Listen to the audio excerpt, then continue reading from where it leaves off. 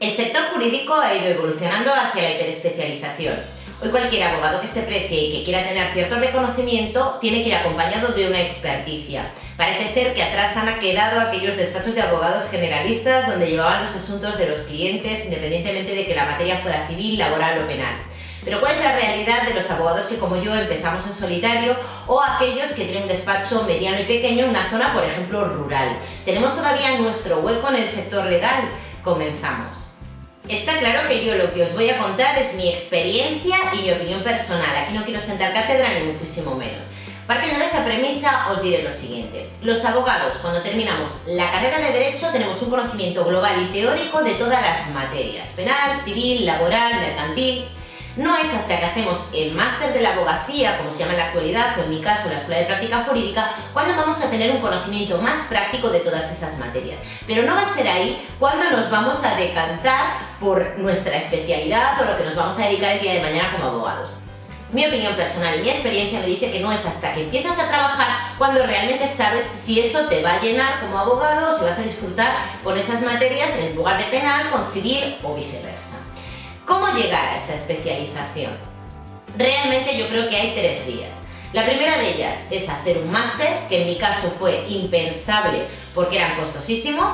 La segunda, que el despacho que te contrate para hacer las prácticas o te contrate como trabajador, como abogado, ya sea un despacho especialista y por ende te vayas a especializar tú luego en esa rama si realmente te llena trabajar en eso. O en tercer lugar, si te pones como abogado por cuenta propia, al principio no te va a quedar más remedio que llevar diferentes materias hasta que realmente el cliente sea el que te especialice. Está claro que para darle el mejor servicio al cliente es necesario tener un conocimiento profundo y específico de la materia que éste nos trae, la última jurisprudencia al respecto, las últimas modificaciones.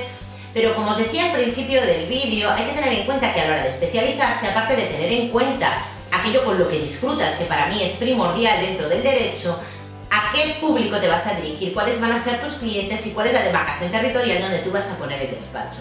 No es lo mismo un despacho mediano o pequeño, o en mi caso que trabajo en una zona rural, que un despacho grande en Madrid o un abogado, aunque trabajes solo en una ciudad como Madrid. Estas son cosas que hay que tener en cuenta. Y luego, también, bajo mi punto de vista, yo creo que los abogados debemos de tener previamente una práctica que nos ayude a decantarnos por una materia u otra. Como os decía al principio del vídeo, hay diferentes formas de llegar a la especialización, ya sea a través de una formación complementaria de máster o posgrado, también que el propio despacho en el que empieces a trabajar sea un despacho especialista y tú te vayas formando en ese despacho y acabes siendo socio de ese despacho o especialista en esa materia, o en el caso de abogados que como yo trabajamos en solitario, sea el cliente el que nos vaya especializando.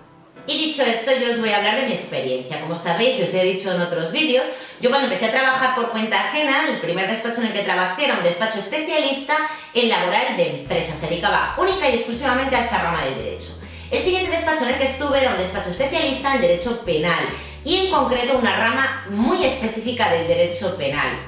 Y cuando me puse a trabajar por cuenta propia y me vine a trabajar a un pueblo, una zona pequeña, me di cuenta de que todos esos conocimientos que yo tenía del último despacho de derecho penal, aquí yo no los podía aplicar porque la demanda que tenía de clientela era muy diferente a eso. Entonces tuve que abrir mi mente a diferentes opciones, ¿no? Y han sido los clientes los que han venido con sus diferentes problemáticas. Me he dado cuenta que al trabajar en solitario se fomenta más la relación de confianza con el cliente y este va confiando en ti para traerte sus problemas.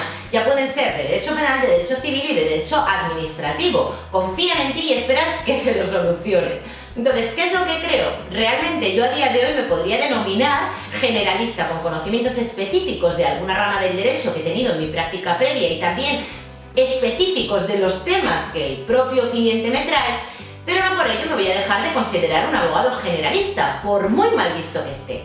Igualmente pienso que no creo que los abogados generalistas estemos obsoletos en el panorama jurídico, ni muchísimo menos, y más los que trabajamos en una zona rural como yo, que actuamos en función de la demanda de clientes que nos llegan, ¿no? Y creo que sería cerrarse demasiado el campo, porque no es lo mismo, como os digo, trabajar en una ciudad grande que en una ciudad pequeña o en un pueblo como en el que yo trabajo.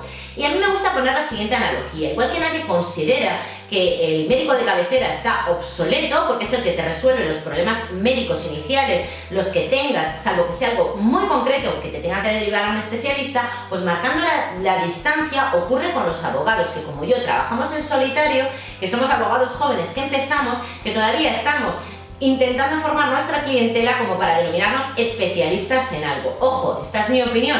Como os he dicho al principio del vídeo, yo no quiero sentar cátedra ni muchísimo menos, pero está claro que cuando empiezas tienes que abrir tu mente a diferentes opciones y será el tiempo el que realmente te va a ir inclinando por una rama del derecho y no por la otra. En mi caso yo me he dado cuenta que los casos que más abundan en el despacho son de derecho civil de familia y de responsabilidad extracontractual. Está claro que también, como llevo el turno de oficio, tengo temas penales, pero también tengo muy claro que si hubiera querido mantener la especialización que yo tenía del despacho anterior y dedicarme única y exclusivamente al derecho penal en la zona en la que me encuentro, pues sería bastante complicado.